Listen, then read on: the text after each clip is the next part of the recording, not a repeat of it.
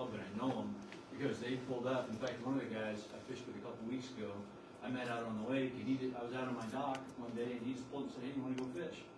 And it was one of those days where there was a big football game on. I go, "No, I'm going to watch the game." And I go, "Yeah, let me go get myself." So you never turn down a chance to fish with somebody else. So, but this is one of my favorite times to fish because you can catch stripers and you can catch them deep. This time of year I use live bait, though bait has been more of a challenge this year. A lot of smaller stuff. You all right? Yeah, we're good. Go ahead. Yeah. And so these are some of the fish I caught in January. So I caught a lot of fish, and I think to a point John made earlier, what's made it easy for me and what I've changed this year is I'm getting out more often. Because I've got a center console boat, it's kind of a pain, and I tend to be Felix, not Oscar. So when I bring that boat in, I wipe it all down, and my wife's going, "What are you doing down there all that time?" I bought a little boat. It's a 13-foot, it's called a Ginu. And it's got a troller on it, it's got a fish finder about yay big, 13 feet in front of me. It's 38 inches wide. My wife worries about me going out in this boat. She said I look like a giant sitting out there. But it's real easy for me to just take a 5-gallon bucket, throw a bubbler in it, dip some bait out of my tank on the dock, throw it in the boat. I take one rod because I'm afraid to get doubles by myself in this little tiny boat, in a net and a pair of pliers, and I'm out fishing. If I've got an hour and a half, I'll go out and fish. Whereas in years prior, before I had this easier way to do it, I would have skipped it and said, it's too much work, it's going to take me I got to dedicate 4 or 5 hours to it. That's why I never took up golf, because it takes way too long. But you can see Earl, that's Earl back in the back there. I fished with Earl a couple days ago. He was out, and I called him and said, "Hey, you doing any good?" He said, "No." I said, "Well, come pick me up. I got some bait," and we went out and caught a few fish. And that guy up in the far left is a guy on my end of the lake down at the lower end. His name is, they call him Damn Dave. And he's a guy that I met because he lives near the dam. I met out just on the water. In fact, the first time I met him, we just moved down here full time. He's fishing in my backyard. And I went down and started talking. And I saw him catching stripers right where I wasn't catching anything, right in my backyard. So I went down and talked to him. And he stopped by. And what I found is I learned a lot from these guys because they've been doing it a long time. And I haven't, so I learned a lot. Anyway, John, next slide. So just a little bit about my setup and what I've got. I mean, I do have 2 lights primarily, and I've got the poor man's version up in the far left. I just took a flagpole, hung it off my dock, and just got an $8 light and cable, like an outdoor light, and hang it out there. And that's what I use most of the time. It's easy. I've got a remote. I can turn it off and on from up at the house. And I've also got a green submersible light that I bought, which was more expensive. And sometimes the bait will come to the green one, sometimes they come to the white one. I have no idea why, but sometimes it makes a difference. Right now I got the white one out. And with the submersible, I also bought the converter, so I can plug it into an outlet on the dock if I want to run it off my flagpole, or I've got connectors I can connect it to my battery, which I did last summer to get bait. You know, when bait's hard to get off my dock, I just go out at 0 dark 30 in the morning, drop it down, and I use the sabiki, which I'll talk about in a minute. Most of my bait I get off my dock, but again, in the summertime I'll go out and try to find it, drop my light down, and I'll use this sabiki to try and get bait, which is something I learned from another guy here who's not here tonight, John Whitaker, and he was a saltwater guy, and he came here and said, "You're going to try the sabiki?" And I said, "What?" And that's what I use now, is the sabiki. And I just attached it to I had an old 3-weight 9.5-foot fly rod, and I put a spinning reel on it, so it looks kind of goofy. And when that light's hanging, I just go down at night. And when my wife's out of town, I'm down there all night, because to me it's fishing. I mean, it's a lot of fun. You get it, and I've caught stripers on that thing. I mean, not big ones, stripers, largemouth, smallmouth. I hate it when I hook them because I know they're going to break the line. Because what's really important is these ones that I like, I've got a 5-pound main line and a 3-pound leader. So the hooks are just yay big, and I can't tell you how many places those things have hooked that they shouldn't have hooked. My fingers, my clothes. I mean, and they've got 6 hooks on them, so you swing them around and you go, "Oh no, I got it wrapped into my leg or something." So ball leader, that's important, but I bought every type of sabiki out there. The ones I found, and I'll pass this around. I've got a couple empty packages. Are these right here? They work great because it's got 3-pound leader on it, and I think the fish are leader shy, so they stay away from them. They see those things. 3-weight fly rod. That little hanger tool up there is what I use when I'm putting it in my tank. It's just something I took a clothes hanger and bent the wire so I could hook it through and flip the bait off. Works real well. And again, thanks to John Whitaker, who's not here. He is a member, but he's the one that taught me. So you don't throw a net, you I do sometimes. I do sometimes. When I'm down, there are times when the bait will kind of ignore the sabiki, and I'll say the heck with it. Or if I see a lot of big bait and I say, I just want to throw once. So I got my net hanging down on my dock, sitting there waiting for me to use it. But the sabiki, in my opinion, does a lot less damage to that bait. Because I know when I throw a net, you pull it out and they're losing scales. Some of them die. You throw them in the tank. Some of them don't survive. Sabiki, they're out of the water for 15 seconds. I flick them off that hook, drop them right in the tank, and they're just like new. So to me, like I said, I enjoy it. And when you get a big bait on a 3-weight fly rod with 5-pound line on it and 3-pound leader, it's actually fun. I mean, they actually sometimes jump, and it's kind of crazy. Yes, sir. Are you catching the alewives, the bluebacks, or the Catching gizzards? all the above. Not gizzard. I have not caught gizzard on my dock for a couple of years. I used to get a few, but it's all alewives and the blueback. Okay. Okay. They sell the sabiki Rock Outdoors in Salt Lake. What's that? There's a catfish section at Rock Outdoors. Oh, really? And they have sabiki. Yeah. Well, I'll hand these around. These are what I use. These are empty, so they're not necessarily cheap, and they're kind of hard to find. I mean, you can find all kinds of different ones, but these are really hard to find. So, in anticipation that it might pique someone's interest, I went out and bought another 15 today. So hopefully they still have them. He's harder to He's find, hoarding right? sabiki rigs, I'm hoarding $10 fishing rod. You gotta love it. I've got a pretty good inventory now, so I've said it for a while. Okay, John, next. I do have a poor man's bait tank on my dock that I store my bait in. I bought a 55-gallon food quality barrel off of Craigslist. I think it was $20. I stole a pump from my wife, and I ran some PVC off it, so it's a closed loop. It doesn't pull water in from the lake. And I've got you can see over here, I took a cheap picture from Walmart I bought, cut a hole in the bottom, and then I've got I put a filter in the bottom. I bought some cheap pond filter material.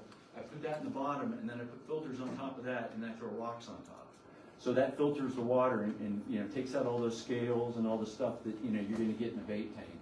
And then I bought an aquarium heater online. It's just a simple little indoor aquarium heater. So when it gets real cold at night, I just plug that thing in, and it keeps the water a reasonably warm temp, so the fish don't die.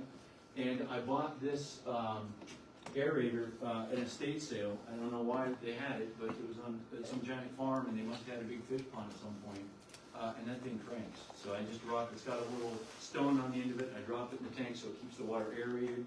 The pump keeps the water moving. And the water I've got in that tank now has been in there at least 2 months. And I'll dump an extra bucket in there once in a while. But the water's crystal clear. When you turn the pump off, you see the bait swimming around. So it does pretty well in the summertime. I freeze 2-liter bottles, soda bottles. I'm taking all the storage space up in the freezer that we have downstairs. And then I have to keep rotating ice through there to keep the water easier. How often you changing your filter? It depends on how much bait I have and how big it is. The bigger bait makes more mess, and if you got a lot of them, it will. I may clean it every day, every other day. Kind of depends. Sometimes I'll go a week without cleaning it. But it's a good question, John. What I'd like to do, ideally, is catch your bait in the morning before you go fish. But I hate to have my day of fishing dependent upon whether I get bait in the morning. Right. So I'll try to get it that night or a couple days before. I'll throw it in there, and I know, hey, I didn't get a chance to get any bait this morning, but I'll be able to still fish because I've got it in my tank. I do put, yes, sir. Here, you said you added water. Is that to replace evaporation? Yeah, the primary. So I'm a saltwater aquarium hobbyist from years gone by. It would be it's always helpful to take some of the water in there and get rid of it and replace it, because the stuff that's in the water evaporates, the stuff doesn't. Oh, you're right. So, it So gets more your metals, your condensed. minerals, those Yeah. things will become in higher solution. Okay. So always remove some and replace it. Good, well, thank you for the input. Better bait, you can buy it on Amazon in bulk, I think I bought that at Captain's Quarters, so I'll put a tablespoon or two in there, in my tank, and, just a handful of salt, and, usually it's just fine, so, okay. My fishing setup, at least I'm doing, this time of year I'm doing downlines. When I first moved here, I had fished with guides probably 6 or 8 times. And all they did at that time was pull boards. So that's the only thing I did for the first 2 years is I pulled boards, and I was doing okay with that. And then I fished with a couple guys that used downlines and started doing that. But I watched a lot of videos before I ever started, and you know, a lot of them. There's a guy named Mike Smedley, yeah, Mike Smedley, and they talk about putting glass beads, you know, up on top so they kind of rattle and they may attract fish. Whether it works or not, I don't know, but it doesn't hurt anything. All I would say is don't buy your beads at a fit the tackle shop, because you can get them at Walmart, like the home ec section, for like 1/10 the price. Hooks, I prefer a 3/0 hook. That's what I normally use, but I've gone to 2 with the smaller bait I'm using right now, and I also prefer red.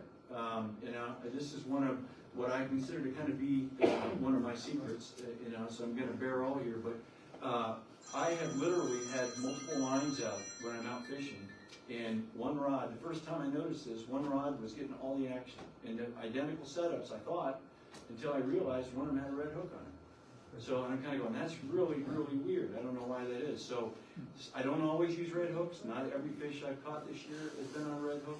But I swear, at times, red hooks seem to be better to use. I use them too. Yeah, and I don't know why. I have no idea. You'd think at 50 feet it wouldn't make a bit of difference, but I sure as heck believe it does.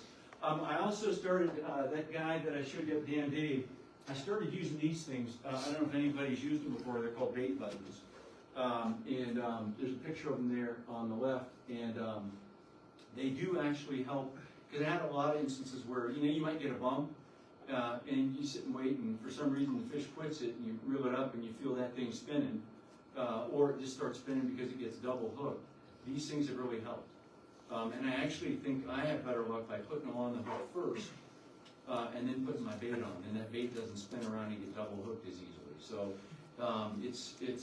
they're really easy. You just shake it down, and you slide your hook through there. This is good for up to a number 4 or 4/0 hook. You slide that hook through there, it hooks right on, it's just like a little rubber band almost. It's a little circle thing, and you poke a hole through it, put your bait on. And then what I'm testing right now is, and I don't know if anybody uses this stuff, but this probe here. In the saltwater and the Keys, I live by that stuff. Oh, really? Yeah. I just figured I'd try it. Up here. Yeah, I figured I'd try it. So what I do right now is once I put one of these on, I put a little dab of that stuff on it. I just started this, so I don't have enough history to say whether it makes a difference or not, but you know, I figure what the heck, I'll give it a try and see if it makes a difference. Okay? And then where am I fishing? Right now, I live right over here off of Alpha Drive, and so I'm fishing the R1, R2, W1. I'm just fishing that area. That's all I'm doing. I'm not going any further. And like I said, the little boat I'm fishing in, you know, this time of year I'd probably be okay. I did put it in at Mitchell's and brought it around the first day, and there was a lot of boat traffic. I got real wet. This time of year, you know, no boat traffic, so it's fine. I could probably go further, but right now I don't even. It's got a little 6 on the back of it. I just flip on the troller and cruise around and fish, and you know, been doing pretty well so far. Right now I've been catching fish between 40 and 80 feet. And some of them are suspended fish, some of them are right on the bottom. Just drop it right down to the bottom, let it sit there, and been catching fish. I do vary my depth a lot, you know, because that fish finder I talked about, it's the size of a phone. It, you know, came with the boat, so it's not all that. It's not like what I got on my center console, but it will mark some fish. It marks a lot of bait, and it'll certainly tell you where the trees are.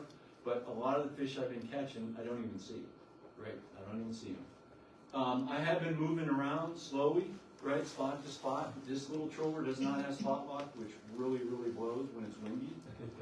You know, spot lock is absolutely the best thing I think ever invented. But I have found that if you can stay in one area, if there are fish around and you're fishing with downlines, they'll come to you. They'll find you. So I've been sitting there before and nothing, and all of a sudden I start getting hits. And like I said, most of the fish I've caught I haven't seen. This is a group of fish that I saw that actually Earl called me about a week ago, and you know, I can see him out there fishing off of R2, and he said, "Man, the water's just thick out here." I went out there, you couldn't get one of those fish to hit. I had 2 live baits out, and I had a jig. They would not. They come up, look at it. I'd see them on the A-scope come up, and then they just go back.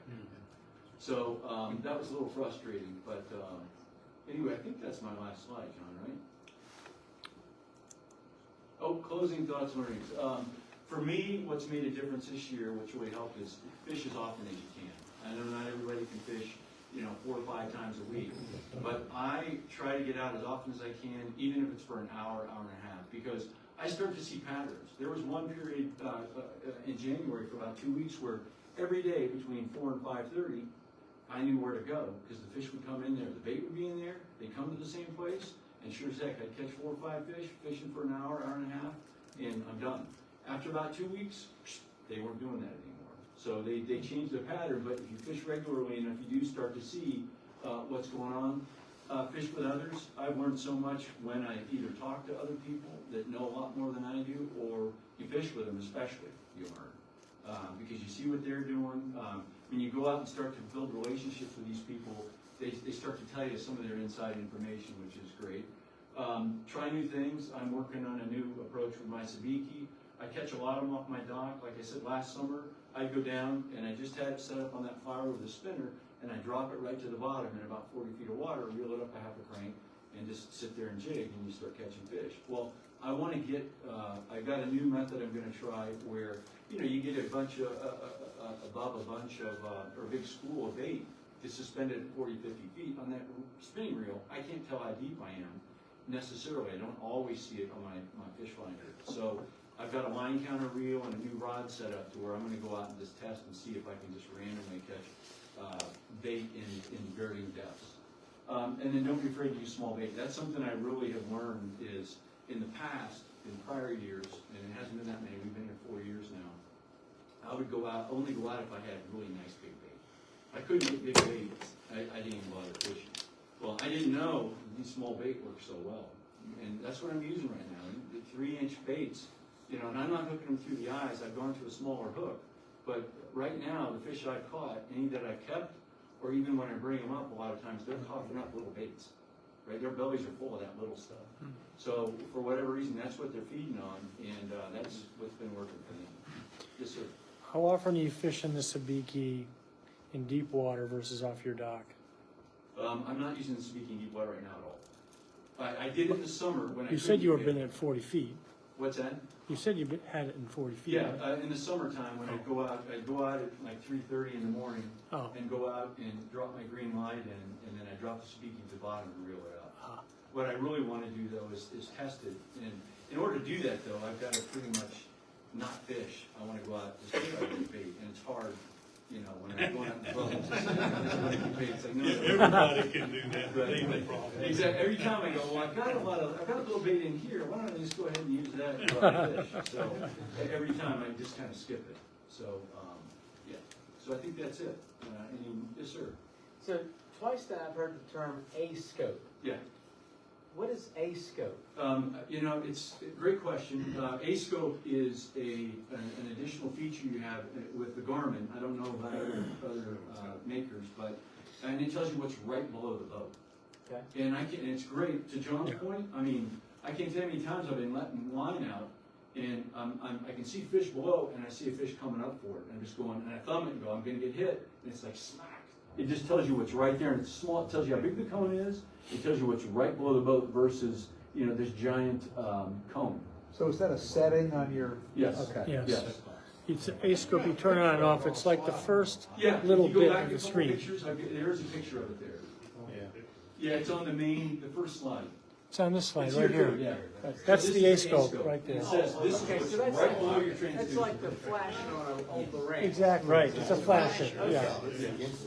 It's called the amplitude or something like that. And what's really cool though, to John's point, and nothing gets your heart pumping more than when you see your line coming down and you see something coming out of there, you're going, okay, this is gonna be good. It's fun. All right. So that's when you change the view, you go to the change view function to find that? Yeah, it's part of your Yeah. screen setup. Yep. Yeah. Okay. Lawrence offers it too. Yeah, I'm sure most of them have it, but, it's pretty sweet. And that, at the bottom there where it says 51 feet, see, point to where it says 51. When you're switching transducers, it will change the size of the cone, but that number on the bottom tells you how big a circumference or diameter you're seeing. At the bottom. So you know, how close to your bait that thing is. So you're saying that 51 we're looking at, that's not the depth, that's No. the width? That's the That's width of the how, cone. that's how big the cone is on the bottom. Which gets bigger and Yeah, the deeper you go, the Exactly. bigger it is.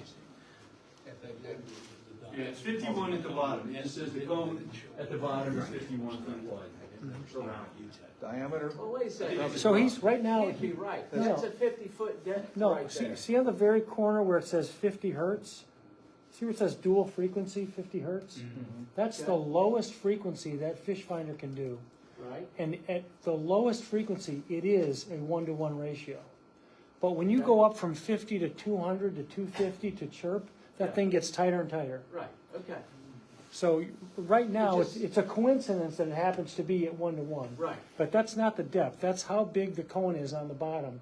okay. And that's a Garmin I, specific I learned this picture. from Weston. I think. You're the one, yeah, you're the one who told us Think that. of a flasher as a basic, I mean, you can think of ASCO basically as a flasher, if you were an ice fish. Yeah, exactly. It's based, that's all it is, just a flasher. Back in the '70s, that was their real fish. Well, That's all we had. I do too. Amplitude on the range. I was just thinking one day you're gonna have to ride with that. I'm getting better. Ah, I learned something. okay, that's, yes, sir. On your beads, on your downline, you put the beads above your weight. I do. What do you do to protect the knot or you don't worry about it? I haven't had a problem with that. Have not had a problem with it. It's a great question now, because that's why they say one of the reasons you put them below the weight, but to me, if I put them below the weight's gonna hold them all in one place, so I kinda go, if they're supposed to bang around against one another, I don't know the purpose, other than keep it off the knot. We run them, and I've run sometimes 2 or 3 or 4, like you said, trying the same thing. And I always thought maybe the water would shake it enough to rattle it, but It could. That's just my, like I said, I'm not an expert by any stretch, but that's my adaptation. That's what I said. I said, I'm gonna put them above because I don't know how they move when that weight's. we might try putting them on both sides. Yeah, there you go. I would do it. Maybe one below and a couple above. So glass is a really bad tendency to cut your line. It gets a little nippy. So I should go plastic? Plastic beads, if you're going to go weight, if you're not, we'll put one in between there. I would definitely advise going plastic. Okay, good. If you're gonna use them. Did you hear that, okay? weight, Yeah, we've got plastic and glass. Plastic. So he says plastic below the weight, so then it screw up your knot and glass above. Yeah, we generally put a plastic one below the weight to protect the knot. They say glass makes more noise, though, don't it? Yeah, it does. Like, we've got both, but I was just curious. I always put plastic against the knot. Okay, anything else? Yes, sir. When you're downlining, what size weight? 2 ounce, 3 ounce? You know, no, I didn't use anything that heavy, probably a 3/4 to an ounce. And you're just sitting there, you're not moving there. Well, earlier, I tried to stay where I, as long as I can in the spot, but I'll move around too. I mean, I'll just move really slowly and just move until I feel like, okay, I've moved far enough, or if I mark a fish, sometimes I'll see a fish and I'll reel up to where that fish is, or I'll move to where I'm on top of the fish and drop down, but I am moving slowly, but a lot of times I'm sitting still. Or, with this boat I've got now, it doesn't have spot lock, what I'll do is I'll get upwind, and if there's a stretch I wanna fish, I'll just let the wind kinda carry me real slow. So I'm not even going a half mile an hour, I'm just going real slow. You know, flying with even the slightest amount of speed, that line's been dripped up. It really doesn't, if I'm going less than a half mile an hour, it's a little bit of an angle, but it's not much. And I can usually see how deep I am on the fish finder, I can tell where my bait is. How heavy a line are you using today? I'm using, and it's probably overkill, I use 30-pound mono on my main line. And you don't think it swings back that much? It does, no, I haven't had a problem at all. I use 30-pound mono, and I use a 20-pound fluorocarbon as a lead. I've had days out in the wind with the 2 ounce, it's almost out of the water. with the Really? wind. Well, I tell you what I don't do is, when it's real windy, I'm not fishing. Because to me, it's just no fun. I don't enjoy it. I'm out there and it's blowing, and unless I'm using my center console and I got spot lock, and I can just park it and stop. In the little boat, if it's windy, it's just, I'm not going. Does anybody have an opinion on the muddy water fishing in it? I gotta go all the way past the cliffs to get clear water in the black water. Yeah, don't be afraid of that muddy water. I don't- And the way to fix that, what you were talking about, getting even with 2 ounce weight, I always, if I absolutely positively can, I'll always try to fish into the wind, because I can control the speed of my boat so much better into the wind. Oh, I agree. Yeah. And I will completely, if the wind shifts or I'll completely wind everything up and go somewhere else that I can fish into the wind, so that I don't have, like you're talking about, that the line out the back like that. Because I think that does negatively impact your catching sometimes. Well, you know, we're near where you think you should be. That's right. In the day, it was up there in Craddock Creek with Blackhead, even going into the wind, you know, the wind wave was blowing, what I had to do was convert my trolling motor and actually put back the trolling pressure to slow me down. Okay. And I will tell you too, I showed where I fish. In my 4 years, I've probably fished at the dam 5 times, maybe 6. I know guys that live and die by the dam, they go over and hook up to the barrels, and that's all they do, and I've been over there half a dozen times, but I'm not fishing over there. There's just a lot of other good water fish, yes. So, bring that map up again, John, that you had. So between R1 and Dam Island, where that ridge is underwater, do you fish along there? Do you know where you're going from like 80 feet to 7, then back down to 200? I haven't spent a lot of time over there, to be honest with you.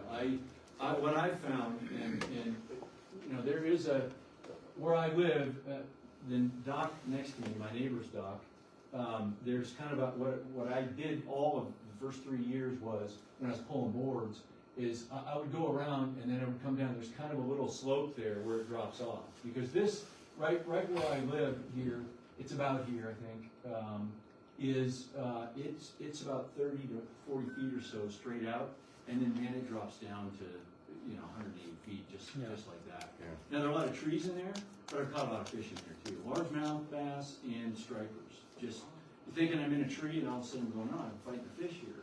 So it drops off pretty quick, and this is all real deep because they say the original Roanoke River channel that runs around. Yeah, it comes in there and makes a real big bow right in there against that cliff. But I know when I've seen Kenny short fishing up here, because he usually comes up and fishes in the spring, he'll go back up, Cedar Keys and up that way too, because everybody his boat when you see it.